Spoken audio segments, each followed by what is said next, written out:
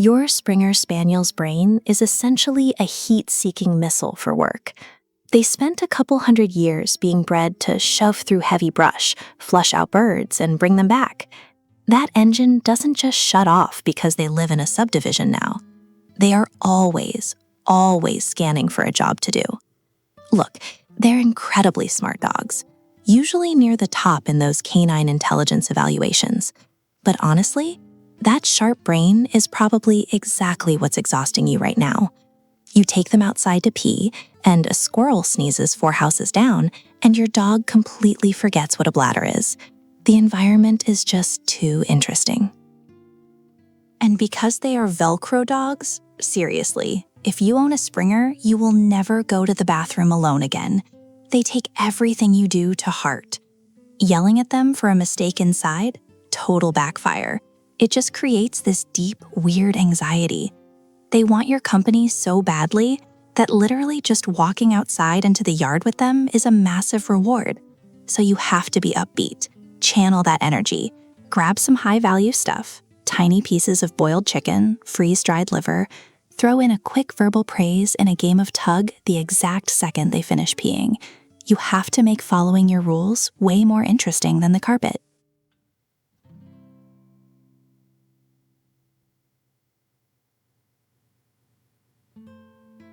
I hear this a lot from tired owners. He knows he did wrong. He's just doing it to spite me. No, dogs don't do spite. When your puppy wets the rug, it's pretty much always a breakdown in communication, immature biology, or, well, you missed the signal. Think about a human infant. You don't yell at a baby for filling a diaper. Your young spaniel literally does not have the physical muscle development to consciously hold it in. The general rule is they can wait about an hour for every month they've been alive. Expecting an 11-week-old puppy to hold it while you watch a 2-hour movie is just delusional.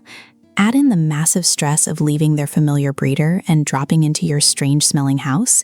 Yeah, even the smart ones are going to regress. The basic concept that outside is the only bathroom takes hundreds of reps to cement. Hundreds. And you have to pay them heavily the exact moment they finish. Most of the time, an accident happens because you were looking at your phone while the dog suddenly stopped playing, sniffed the baseboard hard, spun in a tight circle, and let loose. That sudden drop in whatever they were doing, that's your alarm bell. Whining at the door, pacing, abruptly wandering off, you have to watch them.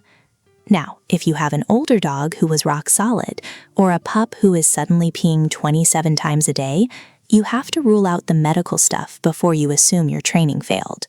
You can't train your way out of a urinary tract infection.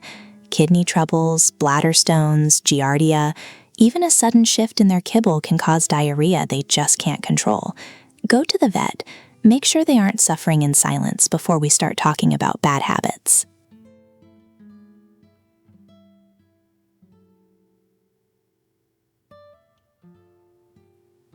Okay, this part drives me crazy because everybody messes it up.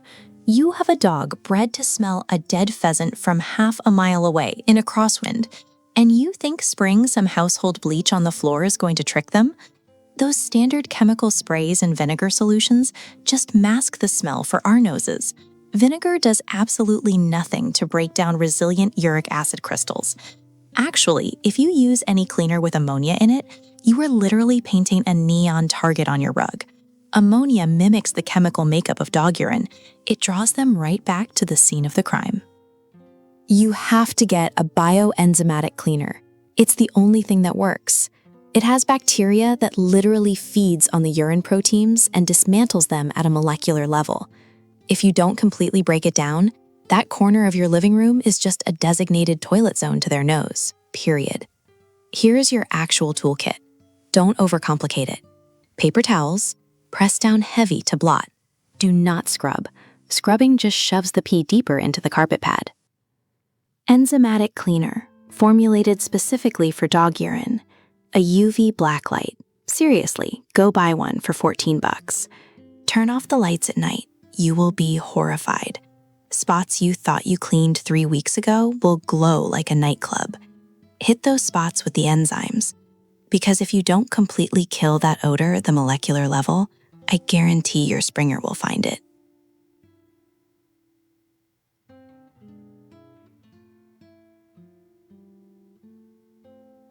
You can't predict the output if you aren't strictly controlling the input. If you've got a bowl of kibble sitting on your kitchen floor right now for your Springer to graze on, go pick it up. Free feeding is your worst enemy. Springers are incredibly smart, high-energy dogs, and their brains crave structure. When you build a world where they know exactly what happens next, the indoor messes basically vanish.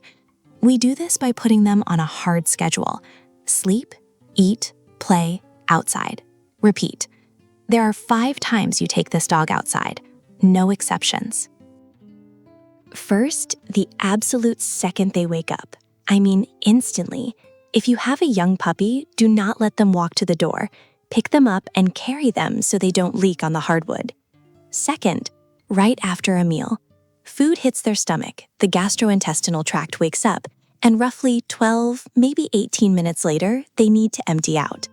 Third, after any intense play or training, a Springer doing zoomies or focusing hard on obedience drills is putting physical pressure on their bladder. Activity means pee. Fourth, right before they go in the crate or you leave the house. Total empty before confinement. And fifth, right before bedtime. Cut the water bowl an hour before sleep and make the yard the absolute last thing you do. Some owners swear by hanging potty bells on the door handle. It works. You ring it every time you go out, and pretty soon your brilliant little Spaniel is nudging it to demand a bathroom break. But honestly, my favorite trick, and nobody wants to do this because it sounds like homework, is keeping a written log on the fridge. Track the eating, the drinking, the napping, and the accidents. Do it for 4 days, and I guarantee you'll spot a pattern. You'll realize, oh, he literally always poops 22 minutes after breakfast. Oh, and get your family in line. If even one kid lets the puppy roam the hallway unsupervised after dinner, your entire routine is shot. Everybody has to be on the same page.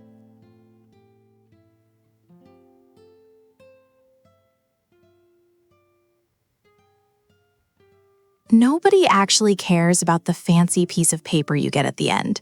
Well, mostly. If you're trying to get a therapy dog gig or convince a landlord to let you rent a place, those AKC titles matter. But for our purposes, we care about the work it takes to get them. The first 12 months are everything. The American Kennel Club has these 2 programs, Star Puppy and Canine Good Citizen. You should do them. Star Puppy is a 6-week class for pups under a year old. There's no pass-fail pressure, it's just an authorized evaluator watching you and your dog figure each other out. And for housebreaking, it's gold, because a real trainer is standing right there, showing you how to read your Springer's weird, subtle body language before they squat. They help you build a routine that actually fits your crazy Tuesday schedule, and they fix things when you're stuck. Then you move on to the Canine Good Citizen Test, the CGC. It's 10 steps, and it is entirely about impulse control and manners. Your dog has to walk through a crowd, let a stranger pet them, and completely ignore another dog. A dog that can maintain composure when a frantic golden retriever walks by is a dog that understands house rules. That discipline translates directly to them holding their bladder like a civilized animal.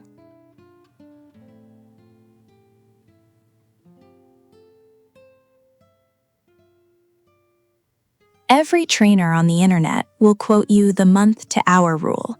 2 months old, 2 hours. 4 months old, 4 hours. It maxes out around 9 months, which is fine math, but your dog can't read. Never treat that formula as a scientific law. It varies wildly from dog to dog. You are always better off taking them out way before the math says you have to. Look, physical maturity dictates capacity, sure, but life dictates urgency. When a puppy is asleep at night, their metabolism downshifts.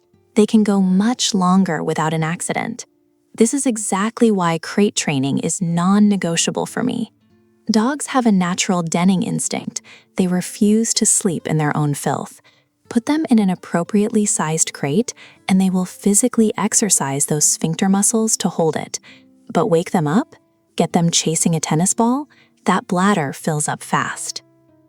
A fetch session absolutely shreds the month-to-hour rule. You manage this by controlling the environment. Pull the water bowl an hour or two before bed. Keep the meals strictly timed.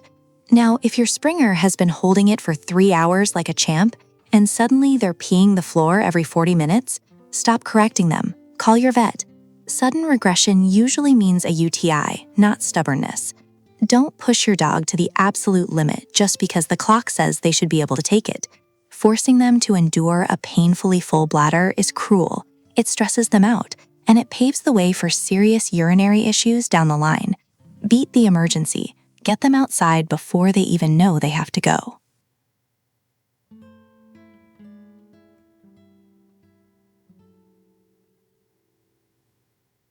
Listen, if you live on the 34th floor or you're pulling 14-hour shifts, you're going to need an indoor setup. But you can't just throw down those flimsy paper pads from the grocery store. Springers they're just so smart and energetic, and they have those hunting instincts. I had a client in December whose 6-month-old Springer decided a cheap pee pad was actually a highly engaging shredding puzzle. I walked into their apartment and it looked like it snowed cotton and plastic. Total mess. And the smell was terrible. You need something heavy-duty. So let's talk options. Heavy-duty disposable pads. Low upfront cost, sure, but they cost an absolute fortune long-term. They sit in landfills forever, and if your Springer decides to chew them up, they offer zero resistance. They do hold a lot of liquid, which you need for a medium-sized breed, but the environmental guilt alone is a lot. Washable pads are actually my go-to for Spaniels. Higher upfront cost, but cheap over the long haul, way kinder to the environment. And they hold up to a digging, bored dog much better than paper. The catch is the laundry. You have to wash them constantly, and you absolutely cannot use fabric softener. It basically bakes the urine smell right into the fibers. Then there's the real grass patches. These are brilliant for a sporting breed because it taps into their outdoor instincts, makes transitioning them to the actual yard way easier later on. Odor control is fantastic. The problem, you're basically paying a steep subscription fee to have sod delivered to your house every couple weeks. High upfront cost, high long-term cost. Whatever you pick, put it far away from their bed and their food bowl.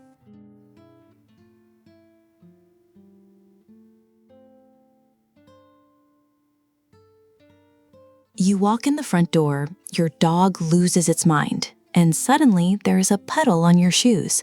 I see this constantly.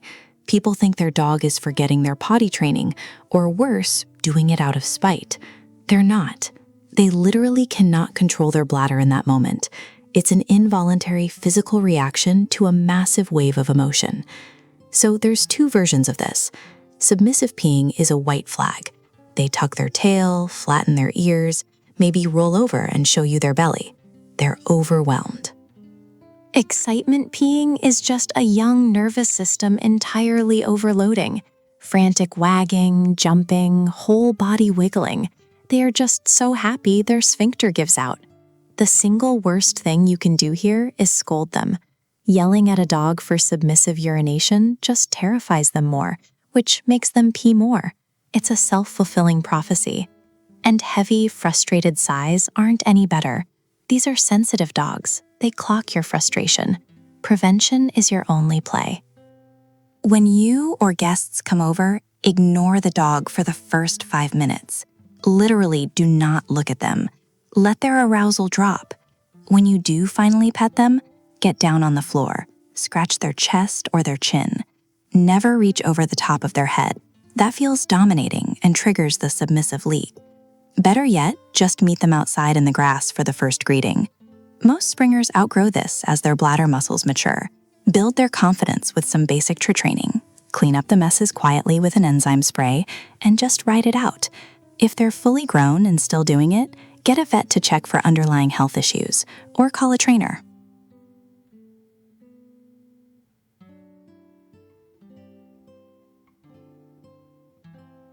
Minute 1. That's when you start. The exact second that puppy walks through your front door. The golden window for a Springer is between 8 and 12 weeks old. They're a sponge right now. They absorb routines incredibly fast.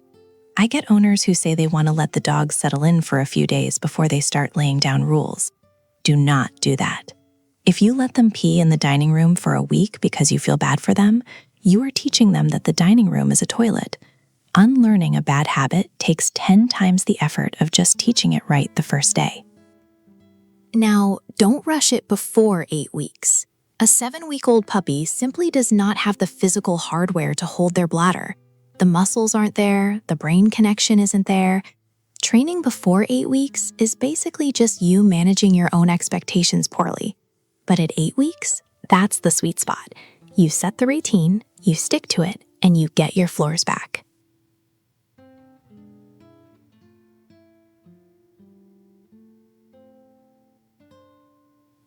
Look, the American Kennel Club ranks crates as one of the best potty training tools out there for a reason. Dogs are naturally clean animals. Under normal circumstances, they just aren't going to make a mess where they sleep. Even the Humane Society of the United States, they absolutely back this up. Crate training is essential, and force it. You have to do the slow work of counter-conditioning first. For your average Springer pup, though, the power of the crate is pure biology. Their ancestors kept their dens meticulously clean. We're just tapping into that instinct. A properly sized crate mimics a secure den, which naturally forces the pup to actually hold their bladder until you get them to the grass. The sizing is where people mess up. It should be big enough for your Spaniel to stand up, turn around, and lie down. That's it. You buy one of those massive crates for them to grow into, they're just going to pee in the back left corner and sleep comfortably in the front right. Use it at night. Use it when you run out for 45 minutes. Use it when you're cooking and can't watch them. It stops the accidents and builds up those developing bladder muscles. For a busy, nose-into-everything Springer, it is basically your best tool. I do have to be absolutely blunt about something, though. The crate is a safe haven. It's not a penalty box because you lost your temper. And if you work a demanding 9-to-5 job and think you're going to lock an active Springer pup in a crate all day, unacceptable. Completely unacceptable. You're going to force them to pee in their own bed out of sheer desperation, and you will completely destroy that natural den instinct. Hire a dog walker, pay a trusted neighbor, get them into a good daycare. Do whatever you have to do, but do not leave them locked up all day.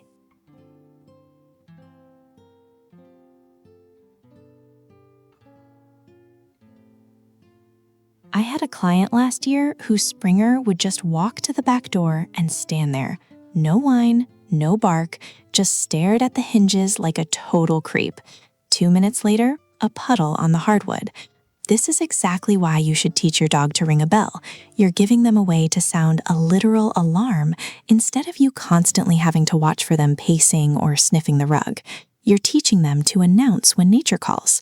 You're going to need a ton of high-value treats and a set of chimes. Don't overthink the bells, but make sure you can actually hear them from the kitchen without them being so loud they terrify your dog. A heavy-duty floor bell works. A durable string of sleigh bells hanging from the doorknob works too. Just hang them at snout level. Don't make your pup jump to reach them. Getting them to use it is a process. First, you ring the bells yourself. Every single time you take them out. You're building the association. Then you use a treat to lure them into tapping the bell on their own. It's just a trick at first. Eventually, you move this trick to the actual door, and the reward changes. It's not food anymore. They tap the bell, the door swings open, and they get their ultimate reward, freedom and a place to pee. You have to be militant about the rhythm here. You ring it, you give your command, potty, outside, whatever. Then you immediately walk them out. Doing that relentless, repetitive sequence every single day is the only way this works. Everyone in the house has to be on the exact same page. When that bell rings, you move instantly. Now, you are absolutely going to deal with the phantom ring. They are incredibly smart dogs. It takes them about 3 days to realize ringing the bell. If they ring the bell, you take them out on a leash. Stand like a tree. Pure business. If they don't pee, take them right back inside. They have to learn the bell is for bladder relief, not an impromptu recess.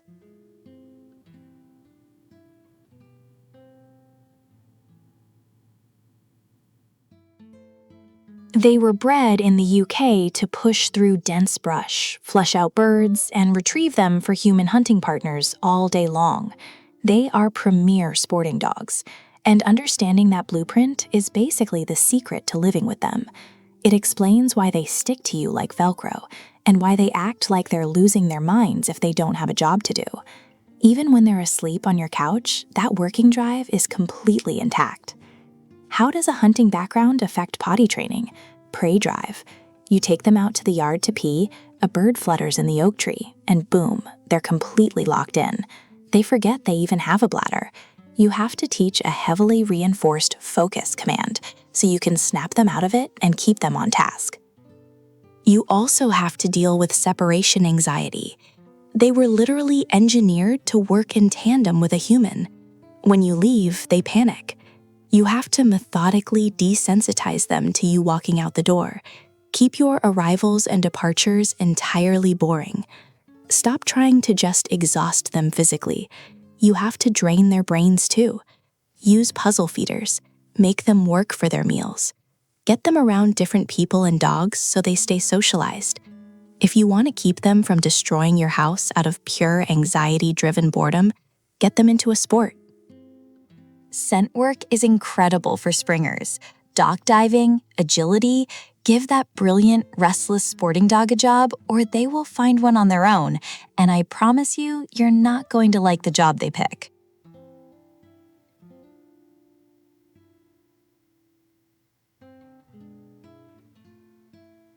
If you walk into the room and catch your pup actively mid-squat on the rug, your brain goes instantly to red alert. But listen, what you do in the next 3 seconds, actually the next 1 second, dictates whether this dog learns the rules or just learns to be terrified of you. Give a clap, just once, or a You aren't yelling, you're just startling the bladder closed for a second. Scoop them right up, hustle out the door, and drop them on their spot.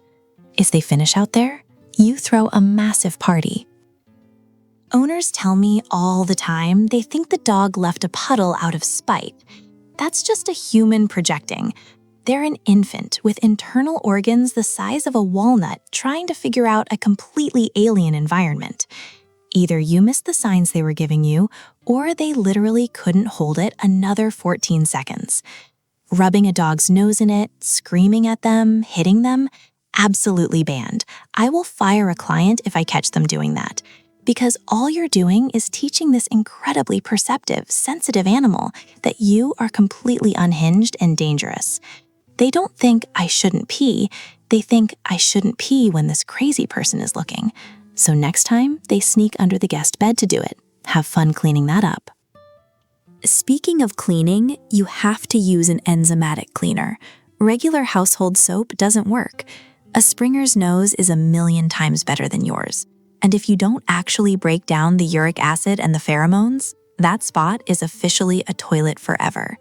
Look at every puddle on your floor as data, just raw feedback. Did you push the time between bathroom breaks out to like 2.5 hours when it should have been 90 minutes? Were you playing fetch in the hallway right before? Did they give a little wine at the door and you were busy checking emails? Figure out what went wrong, clean it up with the enzymes, and tighten up your schedule.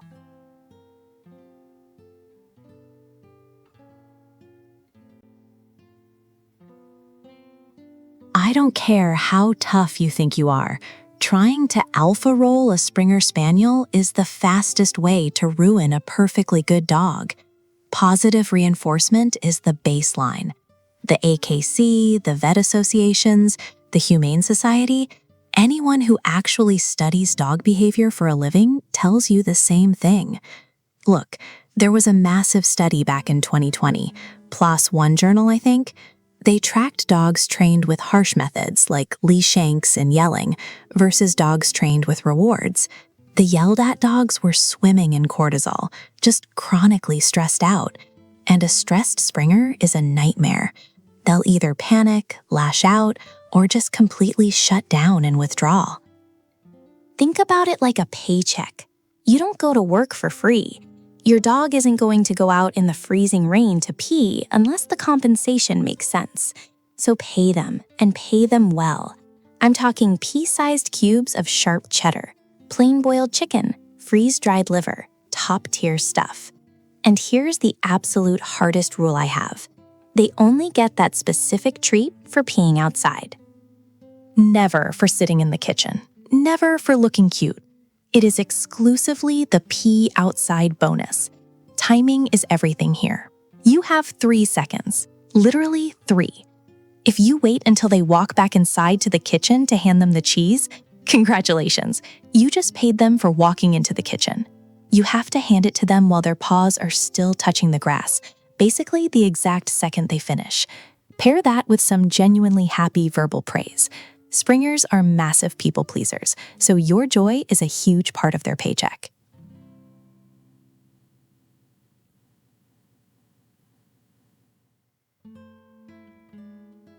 Day 1, minute 1. Before you even take the collar off, you carry that puppy to the exact patch of dirt where you want them to go to the bathroom for the next 15 years. Springers are sporting dogs. They thrive on patterns, and they have an insane sense of smell. Giving them one specific bathroom zone it's a massive shortcut. The scent of their old pee triggers the instinct to go again. Plus, you don't burn out your entire lawn with nitrogen spots, and you know exactly where to take the scooper. But you have to pick the spots strategically. Accessibility is priority number 1.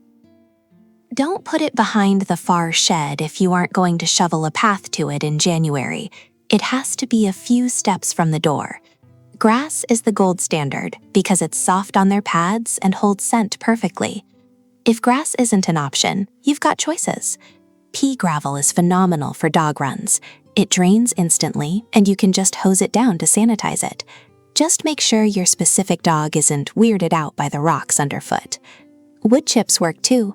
The earthy smell helps. Just make sure you avoid cocoa mulch since it's toxic to dogs. If you're in an apartment, high-end artificial turf does the job. It drains well, though watch out because it gets brutally hot in direct July sun. Privacy matters a lot. Don't put the bathroom zone right up against the fence where the neighbor's lab barks all day. A Springer's brain is wired to notice every squirrel, every car, every leaf blowing by. If there is too much chaos, they'll get distracted, pee for 2 seconds, forget they weren't done, and then finish the job on your carpet 5 minutes later. Find a quiet corner. Protect it from the wind and sun if you can. And once you pick it, leave it. Babies aren't born knowing about toilets. Your puppy is a blank slate right now. You are writing the rules of the universe, and the rule is, we go in this exact spot every single time.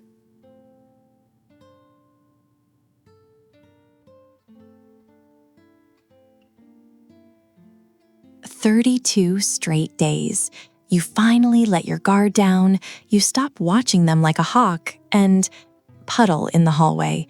I see this constantly. People call me convinced their dog is getting back at them for something. They aren't. Your Springer is not plotting revenge. They're just falling apart a bit. It's a standard regression. Usually this hits around 7, maybe 8 months. Adolescence kicks in, their hormones scramble, and set boundary in your house is up for debate.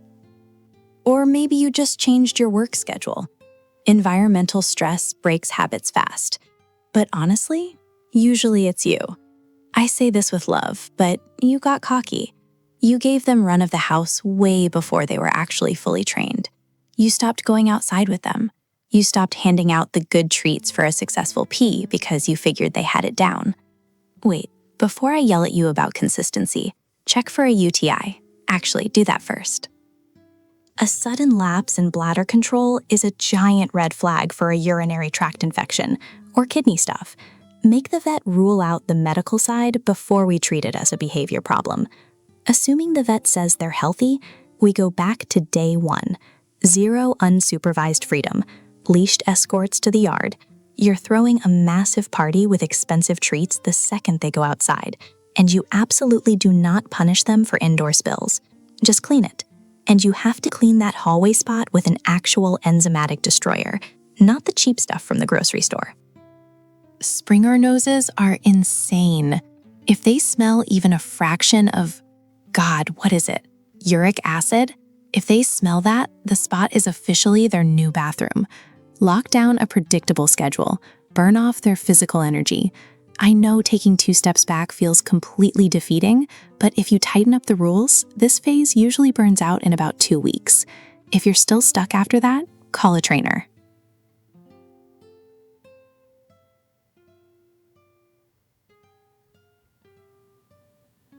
Don't wait until the puppy is chewing through your baseboards to realize you need baby gates. Get a crate that actually fits them. It should be a real sanctuary, not just a penalty box. You need heavy stainless steel bowls, a solid 6-foot leash, an ID tag, and a secure harness. Look, Springers have hunting in their blood. They will follow a bird right into traffic if you aren't bolted to them. And puzzle toy. Don't wait until the puppy is chewing through your baseboards to realize you need baby gates. Get a crate that actually fits them. It should be a real sanctuary, not just a penalty box. You need heavy stainless steel bowls, a solid 6-foot leash, an ID tag, and a secure harness. Look, Springers have hunting in their blood. They will follow a bird right into traffic if you aren't bolted to them. And puzzle toys. Buy so many puzzle toys. Stuffed feeders, heavy-duty chewables. You have to keep that working brain occupied, or they will invent their own job. You don't want to see the jobs they invent. Puppy-proof your house like a toddler is moving in. Put up the cords, hide the toxic houseplants, lock up the chemical cleaners. Use those baby gates I mentioned to block off a specific puppy zone where you can actually watch them. And figure out exactly where in your fenced yard you want them peeing, because that is the spot. The first couple weeks are purely about rhythm. Meals, naps, potty trips. Keep it predictable. I mean, down to the minute. Predictability kills anxiety. Get them used to household noises slowly. Start your basic reward training. Maybe book a local puppy kindergarten class. Set the rules early so you aren't fighting a 50-pound dog later.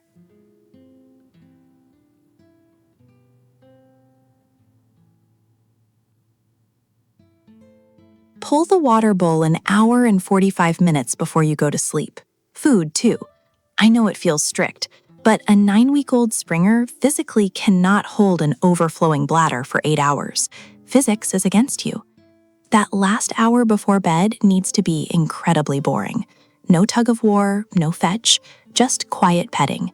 You want their heart rate dropping so their brain figures out it's time to shut down. Put the crate in your bedroom. Non-negotiable for the first few weeks. You need to hear them start scratching or whimpering when they actually have to go. But honestly, don't even wait for the whine. If you wait for the crying, you've already lost the sleep. If you go to sleep at 11, set your phone alarm for 2:45 a.m. Get up, open the crate, and leash them. Waking them up to pee does 2 things. 1, it stops the accident before it happens. 2, it proves you control the schedule. When you take them out at 2:45 a.m., do not talk to them. Keep the lights dim. Be the most boring human on earth. They pee, they go straight back in the box.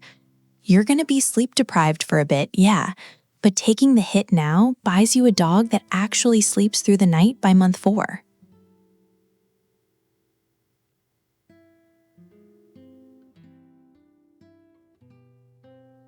I'm just gonna say it.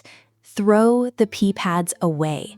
Seriously, if you have a Springer Spaniel, those crinkly little squares are your worst enemy. Look, I get it. It's raining out, you're in an apartment, it's 3 a.m., but you are buying yourself months of misery for a few dry nights. Here's what a pee pad actually tells a dog. Hey, sometimes it is totally fine to pee in the living room, which is literally the exact opposite of what we're trying to do here. Plus, Springers are bred to flush birds out of heavy brush. You put a flimsy, crinkly white mat on the floor, that's not a toilet to them. That's a toy. You're gonna come home to a shredded, urine-soaked confetti party. And the real damage is, God, what's the phrase? Surface preference. Dogs learn what to pee on. You train them on soft, absorbent pads, they start looking for soft, absorbent things. You know what else is soft and absorbent? Your living room rug, the laundry you dropped on the floor. Trying to transition a pad-trained dog to wet grass and dirt is, well, it's a nightmare. Now, are there exceptions? Sure. You live on the 42nd floor and the elevator takes 10 minutes. You physically can't get down the stairs. There's a literal hurricane outside.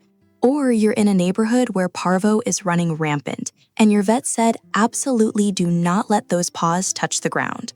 Fine. Under those super specific, highly restrictive conditions, use a pad, but treat it like life support, not a lifestyle. For everybody else, walk out the back door. Day 1. Take them to the exact same patch of grass every single time.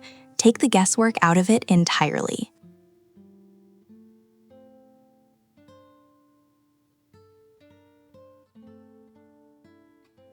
Four to 6 months. That's your baseline. That's how long it takes before a Springer is mostly reliable in the house. Anybody telling you they housebroke their dog in 3 weeks is either lying to you or their dog is an absolute freak of nature. Getting to that point where you can actually trust them unsupervised, where you can take a shower without locking them in a crate, you're looking at closer to 8 months, a year sometimes. Listen, every dog is different. Some Springers are bold and figure it out right away. Others are a little softer, or they get out in the yard and, oh look, a leaf blew by. What was I doing again? You have to train the dog in front of you. But the real variable isn't the dog, it's you, your consistency. If you're hawking them like a referee, keeping their meals on a strict clock, and rewarding them the second they finish peeing outside, things move fast. If you're kind of half-assing it, well, you're going to be cleaning up puddles until Thanksgiving. And don't panic if your 6-month-old suddenly forgets everything. Adolescent regression. It happens all the time. Hormones kick in, they hit a growth spurt, their brain falls out of their ears for a week. It's normal. Keep your head down, stick to the routine. It takes a full year to completely lock this in.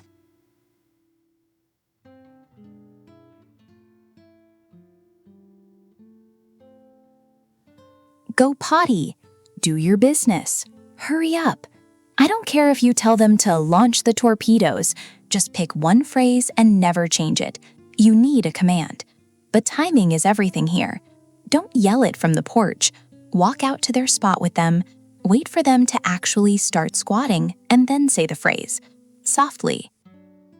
Springers are sensitive dogs. You boom go potty at them while they're trying to concentrate, you're gonna scare the pee right back up into their bladder. Keep it calm, keep it upbeat, and get your family on the same page. If you're saying go potty and your husband is saying go outside and the kids are just yelling pee-pee, the dog has no idea what any of you want. It stalls everything. Pick the words, stick to the words.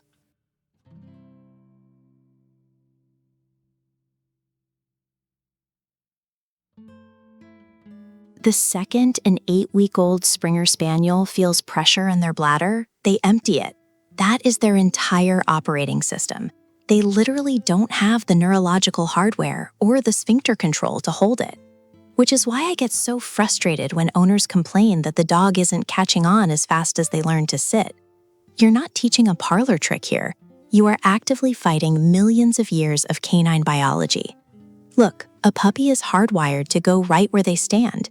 And if they happen to be standing on your expensive plush rug when they do it, and you let it happen 3 or 4 times, their developing brain permanently wires that soft texture as the toilet. Overcoming that instinct takes hundreds of successful reps outside. Hundreds. Basically, the burden of success is entirely on you. It's draining, I get it. Your eyes have to be glued to this dog constantly. If you can't watch them like a hawk, they need to be in a properly sized crate or literally tethered to your belt. You're going to have to drop your coffee mid-sip and hustle them outside after every single nap, every meal, and every wild play session.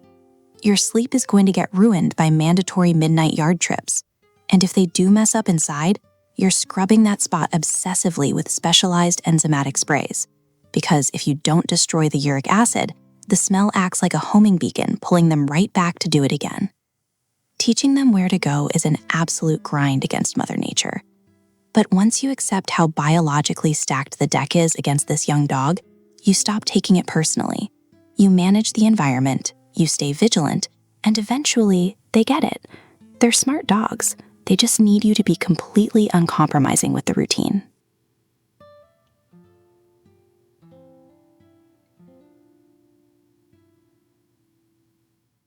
If you keep a hunting breed trapped in a quiet house for the first 6 months, you are building a ticking time bomb for anxiety. Flooding a young Springer with upbeat, weird, noisy experiences isn't just a fun suggestion. It's the only way to stop them from growing up skittish or reactive.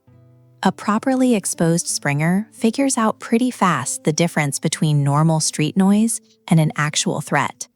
You need to actively orchestrate these encounters. Friendly dogs, weird-looking strangers, new smells. Drag them out to hear booming traffic, construction sites, and honestly, fire up the vacuum in the blender in your kitchen. Just keep them out of filthy, chaotic disease traps like public dog parks until they've got all their shots and a rock-solid recall. See, this breed has a notoriously high prey drive. They're bred to flush things out. If you don't get them out into the world and teach them public manners early on, that hunting instinct morphs into them lunging like lunatics at passing bicycles or chasing every squirrel into traffic. But throwing them into a terrifyingly loud crowd isn't socializing. That's just traumatizing. You have to curate these setups so they actually feel safe. You're their advocate. If some overenthusiastic stranger or a rude dog rushes up and pushes their boundaries, you step in and block it immediately. You have this tiny, rapidly closing window in their first few months to show them the world is safe. So balance the vaccination risks by keeping them away from unknown dogs, sure, but get them out there.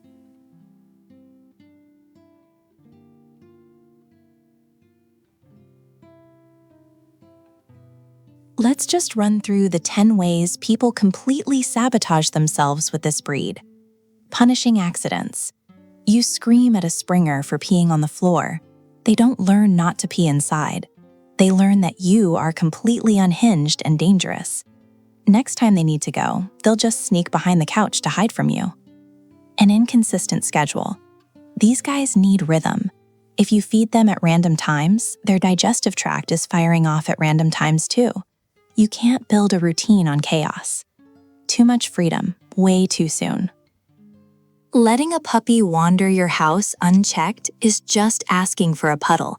Every accident cements the wrong habit and resets your training clock right back to zero. Improper cleaning. Spaniels have hunting noses.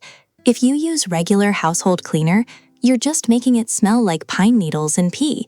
You have to use a high-quality enzymatic cleaner to eat the uric acid, or that spot is a neon sign screaming bathroom.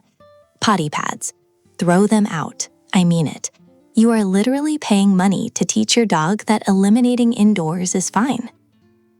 A Springer is gonna look at a potty pad, look at your bath mat, and figure they're the exact same thing. Weak rewards. A quiet, good boy and a pat on the head is garbage currency to an energetic Spaniel. If you aren't handing over mouth-watering premium meat the second they finish outside, they have zero motivation to hold their bladder next time. Mixing up potty and playtime. Classic mistake. You open the back door, they chase a leaf for 20 minutes, forget they have to pee, and the second you bring them back inside to settle down, they flood the kitchen. Potty first, play second. Missing the obvious signals. Whining, intense floor sniffing, spinning in tight circles. They're telling you they're about to blow. If you're staring at your phone and miss it, that's on you. Screwing up the crate. If you use the crate as a penalty box for bad behavior or leave them in there for 8 hours straight, you ruin it. They'll eventually just pee where they sleep, which completely shatters their natural instinct to keep their den clean. freaking out over regressions. Around adolescence, they're gonna forget their training. It happens. Don't lose your temper and assume they're doing it out of spite. They aren't. It's a developmental glitch. Just take a breath and go back to the strict baby puppy fundamentals for a week.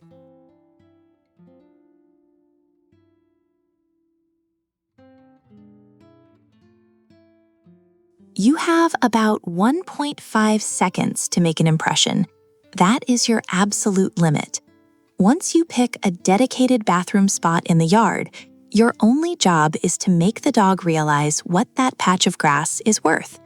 The very second, literally the instant they finish squatting, you hit them with a jubilant, "Yes, good potty," and shove a top-tier treat in their mouth. You pair the physical relief of emptying their bladder with a massive jackpot. Suddenly, going outside isn't some confusing chore, it's a highly profitable game, and this breed desperately wants to win games. But timing is everything. It's totally non-negotiable. Dogs live right now, in the present second.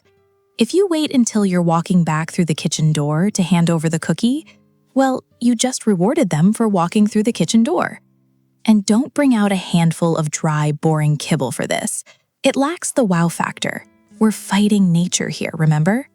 To convince a dog to hold their bladder while they're inside, the payoff outside has to be incredibly high. Real chicken, hot dogs, cheese. Save the premium stuff exclusively for outdoor success.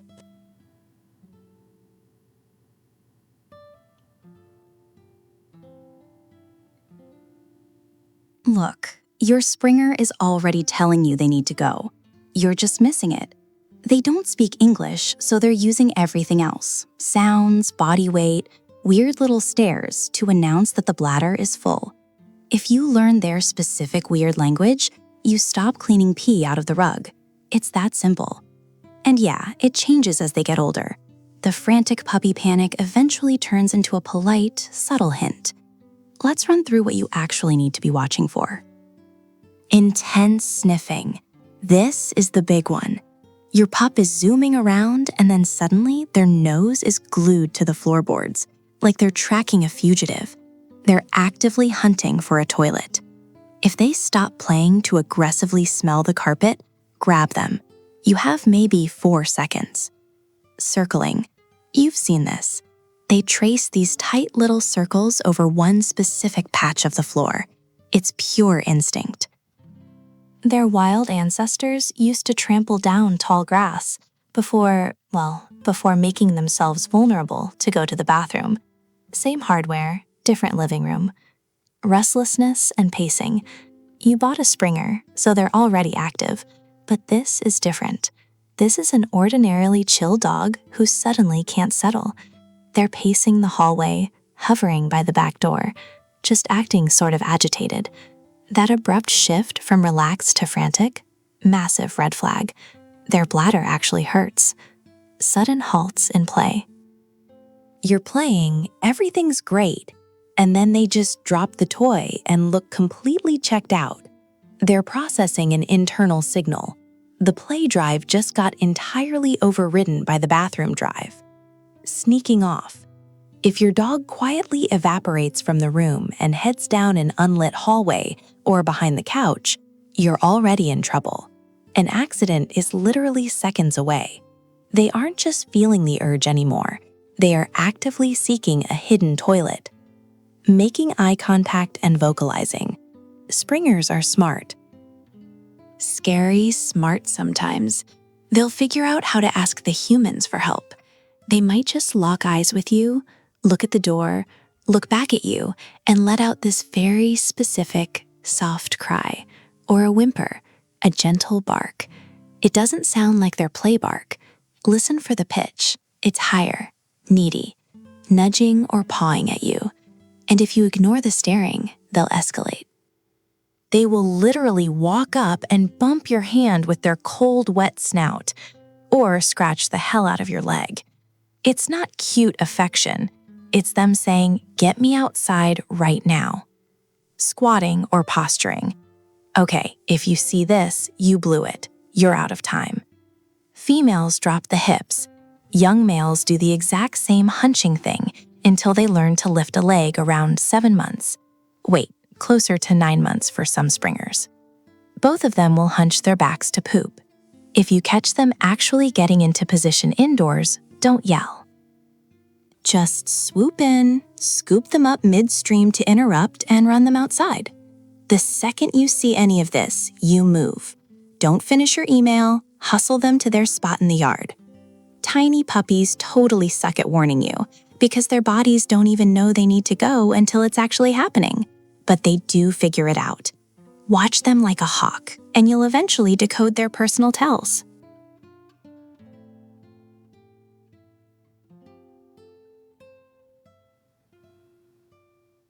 I hear the phrase patience and consistency all the time, and people always act like it's about the dog.